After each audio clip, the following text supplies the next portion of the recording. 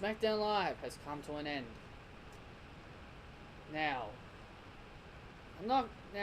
it's just like what I've stated. I've always thought I always know SmackDown's the superior show, and I think what SmackDown did today was actually pretty interesting. Started off with AJ Styles. He teases an open challenge, or he doesn't tease. He does an open challenge. And as soon as John Cena came out, I was thinking, oh, here we go. They're throwing him right into a title picture. But surprisingly, Kevin Owens then eventually came out, and Rusev came out, and they all started having this big, massive fight, and all that shit. And then it turned into a tag team match in the main event. The first match of the night was Ty Dillinger, the perfect 10 who plays a perfect jobber. Now, I'm not being mean, but I'm just saying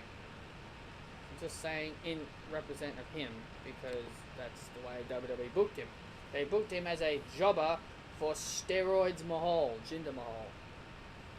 And Jinder Mahal said he's going to bring the Punjabi prison to SmackDown next week, so Randy Orton can see what a Punjabi prison looks like. Ooh. Jinder Mahal acting like we don't know what a Punjabi prison is. Hey Jinder, we know what a Punjabi prison is. So why are you telling us that you're gonna bring it next week? You sound like we don't even know what a Punjabi prison is. Now, to all the new fans out there who are, not familiar, then yeah, then yes, fair enough, you can do that. But for fans like myself who know what a Punjabi prison looks like, it's like I'm talking to somebody who it's like we're talking to somebody who thinks that we're all stupid. Jinder Mahal gets the win over Ty Dillinger. He says he tells Randy Orton that he will bring the Punjabi prison next week, and this will be the blow off, and hopefully this will possibly be the blow off to Randy and Jinder's feud. As much as I want to say this,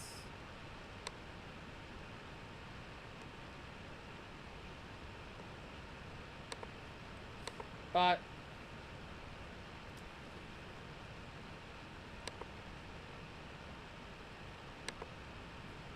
this should be the blow off match, whether if Jinder wins or if Randy wins. That's all I'm basically going to say about that. Then we had I believe the next thing that happened was they had Nakamura and Baron Corbin. They had like a little thing going on there. It's gonna be very. I'm actually gonna say this to you guys right now. My internet's actually quite slow, so it's actually gonna be kind of hard for me to keep up. To do my thing, because if you're wondering how do I, keep track of results and keep track of everything that's been going on, it's because I use WWE.com to remind me on what happens. So my internet at home is kind of running a bit. It's kind of running a bit bad. So forgive me if I don't show a good strong lacking on what happened. So hopefully hopefully everything can keep up. So. But while this goes on, I actually want to talk to you guys about something. Now, I want to bring out something to you guys to my attention while my internet, works on the net, works on things here. I'm not sure how many people out there I'm not sure how many people in Australia are there who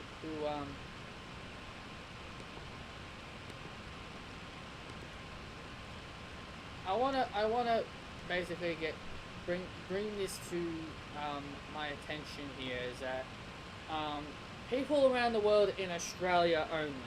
Now, if you guys are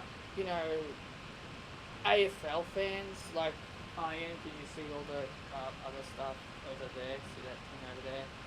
Now, for wrestling fans, this is actually good news because today, well, not today, yesterday, I just got word from my parents that wrestler Sasha Banks is going to be appearing on the AFL 360 show tomorrow, on Thursday. And I think this is amazing news, and people can go ahead and meet her. So if you are an AFL fan, and you live in Australia,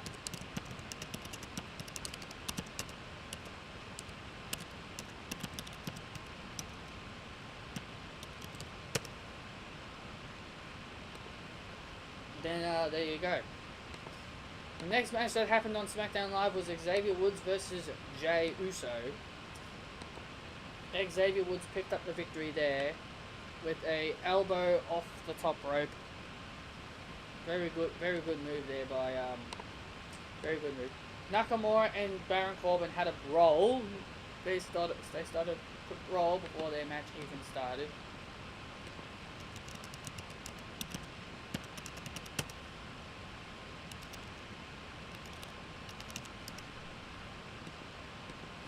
And then we had a little women's segment backstage. Naomi, she wanted to know who her next number one contender will be. She tells Shane. And she said, it better not be Lana. Because I've beaten Lana 3 times. That.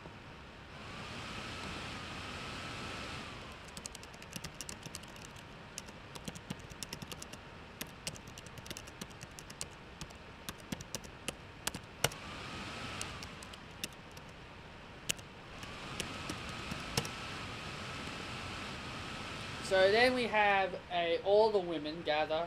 Charlotte comes in, Becky comes in, Lana comes in, Natalya comes in, and Tamina comes in. And then Shane McMahon says, we're going to have a 5-way elimination, and the winner will face Naomi at SummerSlam. Now, this is kind of bringing to my attention and something that's really kind of bugging me when it comes to the women. Now, it's fine and all that they're treating everybody as equals, but I mean, if you look at it, it's going to be very interesting because Charlotte says to Shane, this is the land of opportunity, not the land of giving people opportunities. And she said, what has Lana done to deserve anything? It's like everybody's attacking Lana. Now, it's like everybody continuously attacks Lana. She's 0-3 in one-on-one competition. She had well I'm not gonna say she hasn't thrown a muscle. Tamina is supposed to be, helping her or whatever. So does this mean, are they building up to the fact that Lana is gonna get another opportunity? So I don't know what's going on here. I honestly do not know what's going on here. It feels a bit weird how everybody keeps attacking Lana. Charlotte and Naomi attacked Lana for saying this is the land of opportunity. You can't just, waltz in here and think you can get a title match.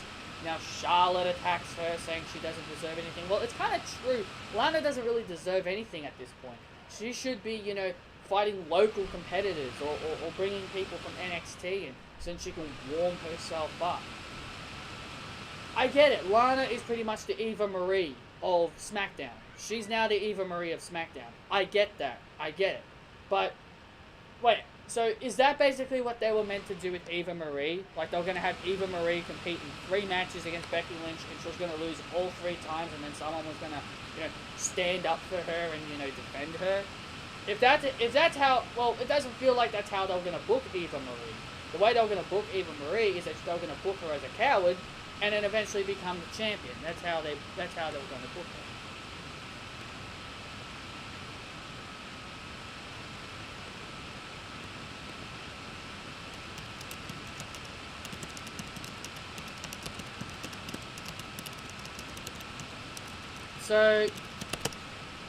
So I think the winner. So who do I think is going to win that battle royal? Well, we'll talk about it in my preview and in my predictions.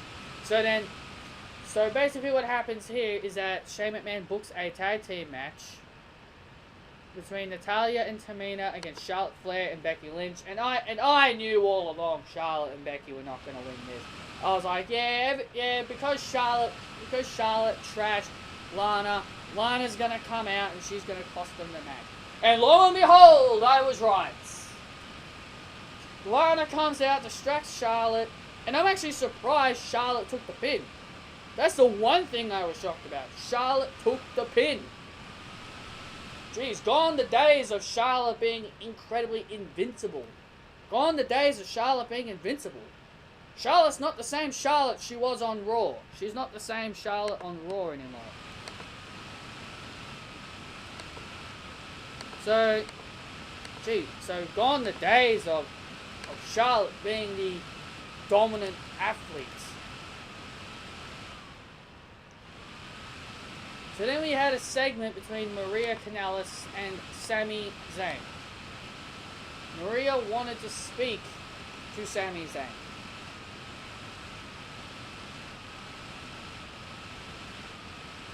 And from there, it ended up being Sami Zayn ends up poking fun at them by he asks Mike Bennett if you are the fighter of this relationship. So then he pokes fun at them.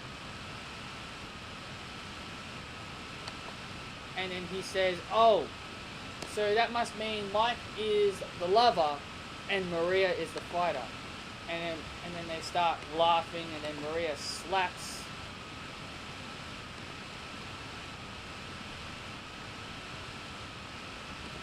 So this is pretty much, to me, they're setting up a match between Mike Bennett and Sami Zayn. It's kind of obvious if you think about it. And then I believe the main event, they had a Fashion Police segment with Tyler Breeze and Fandango. I don't know why, but they seem to be getting more funnier now. And the funny thing I kind of laughed at was the whole thing when they were going, the sexy Fashion Rangers. The sexy Fashion Rangers. That was actually funny. I'm not gonna laugh about it. I'm actually not gonna lie. That's actually freaking funny. The sexy Fashion Rangers. The sexy Fashion Rangers. That was just funny, man. Absolutely funny.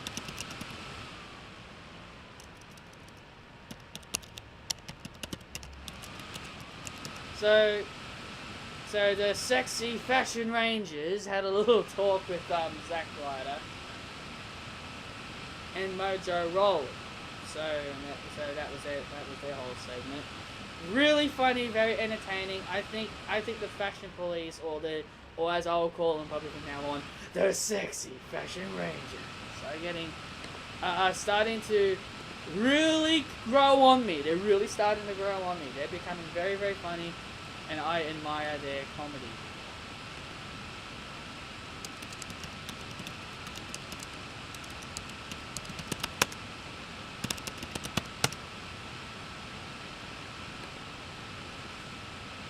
So, here's the thing. And the main event was, I think they had a couple of those. Oh, right. I missed one thing in the women's segment. Carmella comes in. She has a sheet of paper in her hand. She wants Shane McMahon to reinstate James Ellsworth. She thinks, James Ellsworth has done nothing wrong and all that other shit. And then Shane McMahon reads the paper, he closes it, and then he just rips it up, and Carmella's like, and looking all shocked and all that. And it's funny because they're trying to keep Ellsworth away from Carmella.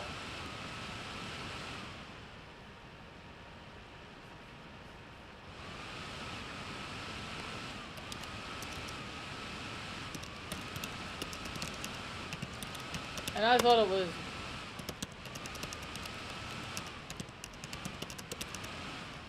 So that was another thing that happened. And also Battleground have announced a few more matches. They announced Styles versus Owens for the US title, five-way battle, the five-way elimination, and I believe they also made Nakamura versus Baron Corbin, which is another exciting thing.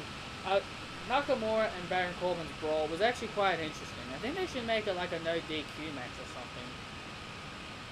But of course, they don't make no DQ matches anymore. They're not as good as they used to be. So we'll move on to the main event. I believe the main event is the next thing that happens after the whole Fashion Police thing.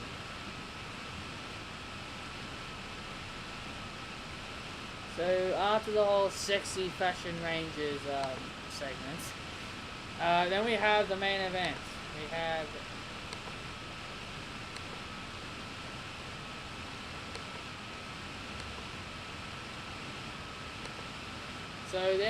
the main event. It is Styles and Cena. In the main event, they take on Kevin Owens and Rusev. And I was thinking, gee, WWE can't wait to bury one of these guys, and because, you know, they've got John Cena. Listen, I'm not gonna, you know, bag mouth this much longer. It's fine. It doesn't really matter to me. I'm not.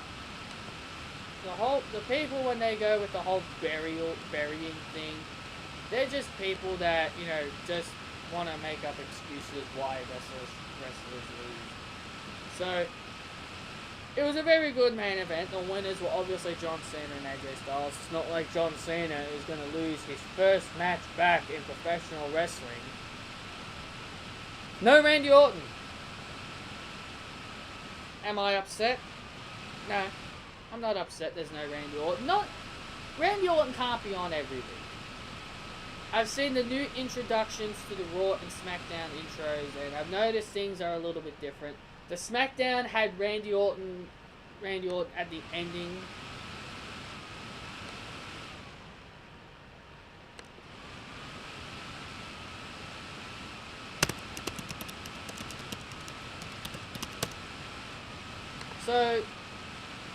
So that's that. I've been wasting too much time.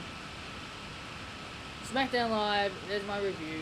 I was about to say, Randy Orton was on the end of the SmackDown Live intro. So does that mean that he's the main guy of SmackDown? Because they always say whoever's at the ending of the intro show is the main attraction for that brand. So Randy Orton was at the end of the SmackDown one. So he must be the main attraction for SmackDown.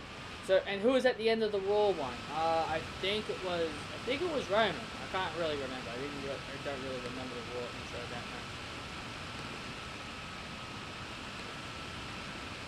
So that's my SmackDown Live review. Sorry for sorry for pausing a couple of times.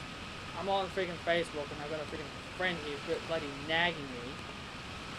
So sorry about that, guys. That's my SmackDown Live review. I hope you've enjoyed it, and I will be heading back to uni next week.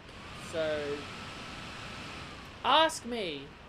Let me know if you want me to continue doing reviews even after uni, because it could be pretty hard to do it, but we'll see what happens. So do you people want me to keep giving out reviews when I'm at even after uni? So let me know down below. And also, do you want me to also review pay-per-views after uni? Because it could be very difficult for me to review Battlegrounds. So let me guys know what you want me to do. Thank you for watching. I hope you all enjoyed it, and I'll see you when I see you. See ya.